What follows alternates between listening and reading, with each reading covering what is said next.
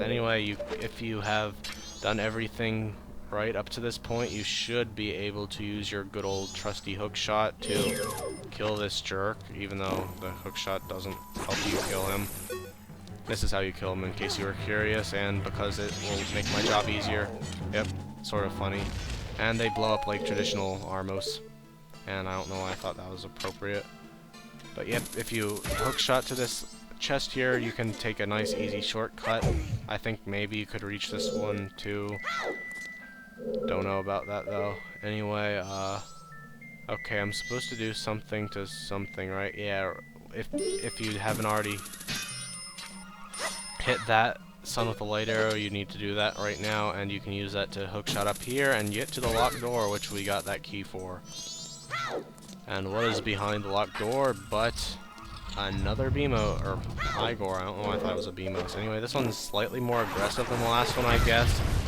Probably just because you're further away from it and it has a chance to attack you more, but yeah, basically just spam your light arrows button at its eye until it dies, and it only takes 2 hits like the first one, and this one drops a pretty interesting prize. And drops is technically not the right word, considering it just triggers it to appear, but you know what I mean. But yep, inside of this giant chest is actually, this makes this the only dungeon to have 2 treasures used in the dungeon, although this is used very small period. You got the giant's mask! Within this mask lies the might of a giant, but can you use its power anywhere? Well, I should hope so. Yes, you can use it in technically any point in the game where you can glitch any item to turn on, you can use it, but for the intents of usefulness and not freezing the game, you can use it once, which is in the upcoming boss fight. Oh no, spoilers for 5 seconds from now. Anyway, this is a bit of... that was... yeah, I don't know why this gave me trouble. I just, for some reason, wasn't thinking about this hookshot target, which you need to get past this log. Anyway, yep, that... well, I want to say, yep, that triggered the thing over there, but Link's too busy being acrobatic to... let me see. I'm sure it triggered. Oh, now I'm paranoid. Anyway, there's just a dickload of hearts here instead of the traditional fairy oh-no's. I feel really bad for saying oh-no's, but... that's Nintendo logic for you. Oh, Nintendo, you never cease to make logical errors. Can I get that? Okay, yeah, I know I'm being stupid. I just need to friggin' see the chest with my own eyes to make sure it exists. Yeah, I basically see it. I friggin' hook-shotted to it. I have no idea why I thought it wouldn't exist, but don't mind me. I just really don't want to screw this up anyway. Which is why I've let it go recording for 40 minutes, since I thought it might have possibly glitched out. Anyway, yep, this is the room you fought the mini-boss in. That's the light arrow's chest. And it drops you straight down to hell. Or at least some kind of sand world. Anyway, oh no. It's a sandworm boss. That's a first for Zelda games. I think these are probably my favorite sandworm bosses, but that's just because I'm horribly biased towards this game. The most interesting one is probably Majora, which really didn't have that great of a battle theme to make it worth putting in Brawl, but whatever. Anyway, this is technically a transformation mask, and Link still goes for it, but it's not useful like the other ones, and you can't even use it as much as the other situational one. Anyway, this boss is pretty easy. They just sort of fly around minding their own business, and you have to whack their heads and tails. You can also hit them with arrows, which I think does the same amount of damage, if not more.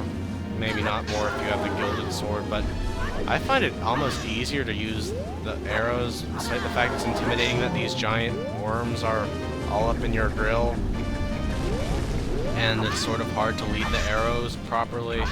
I don't know, I didn't find it too bad. Either way, they don't have too much HP because there is 2 of them. Why did I try to use my stabby attack?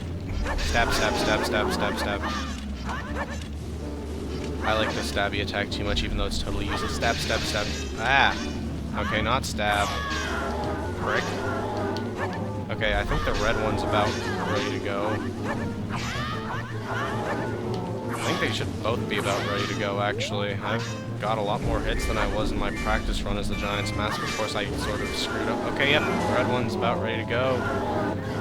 Go attempt to auto-filiate, I guess, with going inside his own tail, but and for some reason the head survives, so you can get its mask, which I guess is a little more reasonable to call this a mask than Gaior, but it's still weird you get one mask for fighting two bosses, and they still look like that could pretty much be their face. I guess it calls them remains, but it said they were giant masked insects, didn't it?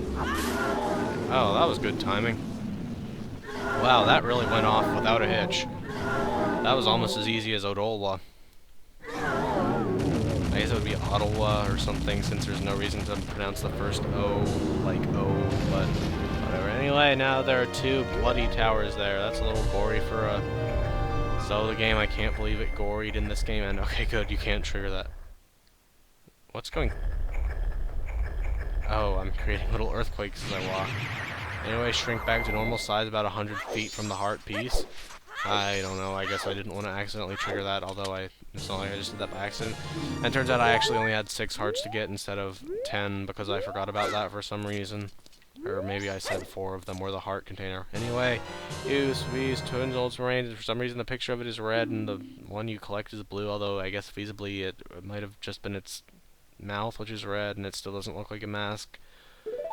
And yes, it definitely calls it a dark mask. I don't know what the deal with that is. And I was about to complain about its eyes being like ovals, but then I remembered I was playing this stretched on widescreen. I should not hum along with this song, and I shouldn't make my voice go up that high either. Anyway, Tattle's flying around. Well, we've helped all of you. That's all we can do.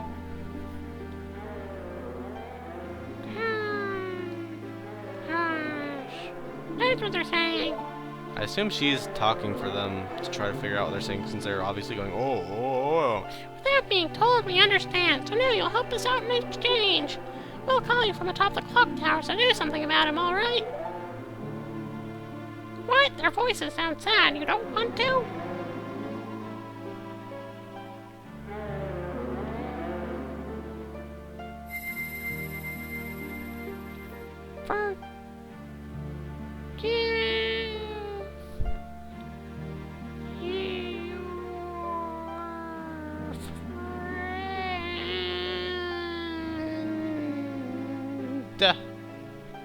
Forgive our friend?